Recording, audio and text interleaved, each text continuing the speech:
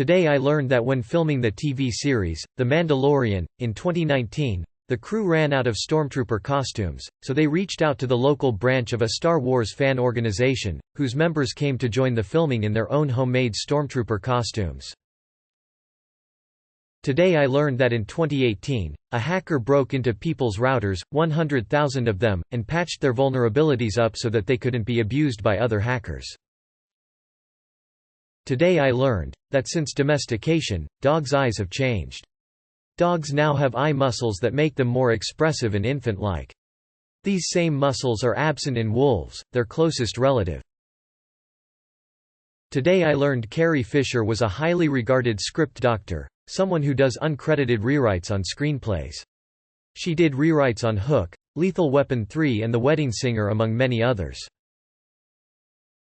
Today I learned Edgar Allan Poe died mysteriously after having been missing for 6 days. Though today I learned alive when he was finally found, he was wearing someone else's cheap clothes and not coherent enough to tell where he'd been. He had disappeared en route to his own wedding.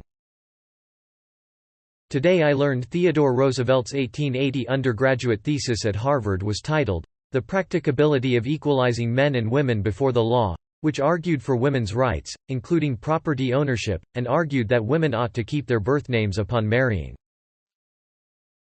Today I learned in 1896, a bubonic plague epidemic struck Bombay, and the government asked Waldemar Haffkine, developer of the first CHO-Lira VACCI, to help.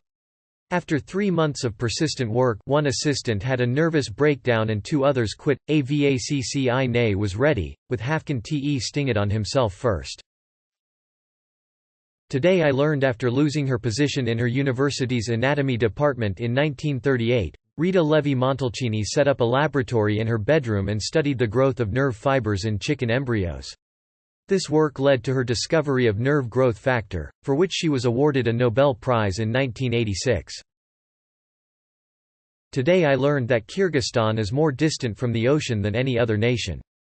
At a minimum of 1,620 miles from any ocean, it is the most landlocked state in the world.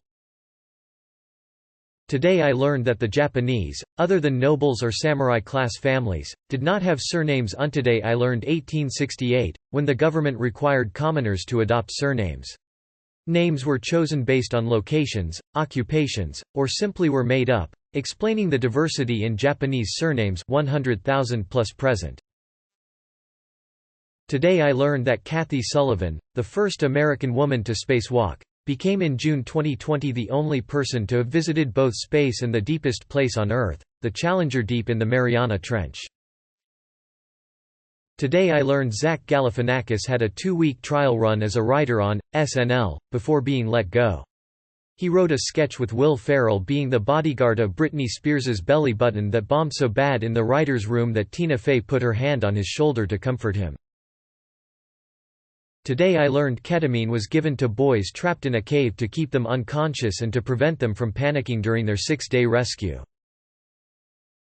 Today I learned, in January 1960, white jazz pianist Dave Brubeck canceled a 25-date tour of colleges and universities across the American South after 22 schools had refused to allow his black bassist, Eugene Wright, to perform. He also canceled a TV show where they didn't want to show him.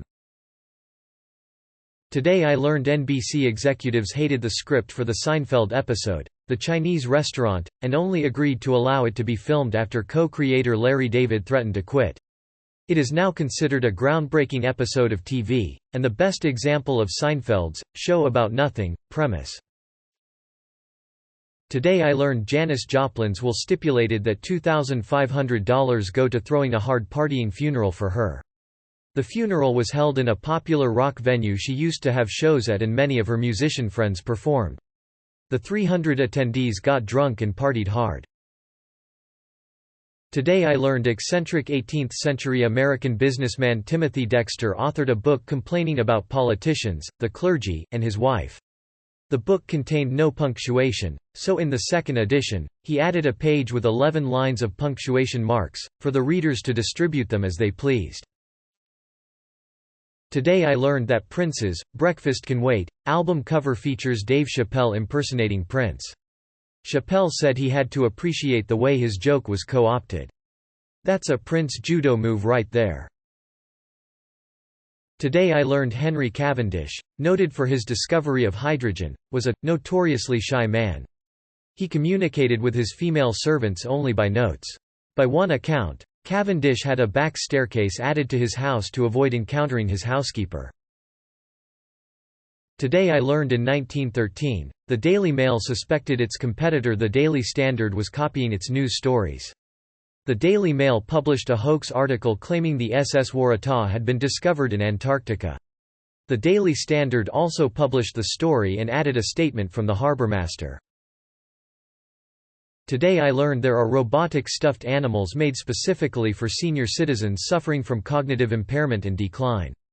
Meant to reproduce many actions and sounds of real animals, they provide comfort for those unable to care for real pets, much less themselves.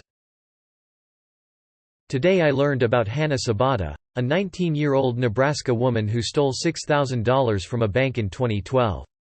After the crime, she immediately posted a video to YouTube titled, "Chick Bank Robber," where she held bundles of cash up to the camera and bragged about what she'd done. She was caught the same day. Today I learned in 1252, Henry III was given a magnificent white bear, presumably a polar bear, by the King of Norway. The bear lived in the Tower of London and was allowed to swim and hunt for fish in the River Thames. Today I learned that during the Black Death, the physician to the papacy recognized that bloodletting was ineffective, but he continued to prescribe bleeding for members of the Roman Curia, whom he disliked. He also claimed that all true cases of plague were caused by astrological factors, and were incurable. Today I learned in 2011, a 13-year-old Norwegian boy encountered a pack of wolves while walking back alone from school.